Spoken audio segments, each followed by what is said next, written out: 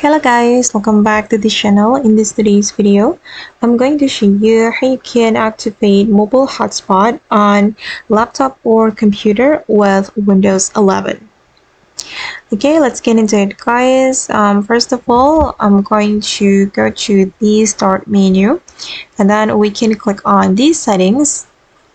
Okay, and this is how my settings looks like. And then I'm going to go to the network and internet. And here, if you want to activate your mobile hotspot, you can activate this one. Just click on this toggle button to activate it. Okay, and right after you activate the mobile hotspot, you will be able to share your internet connection to others with the hotspot. And I'm just going to click on the toggle button to turn it off.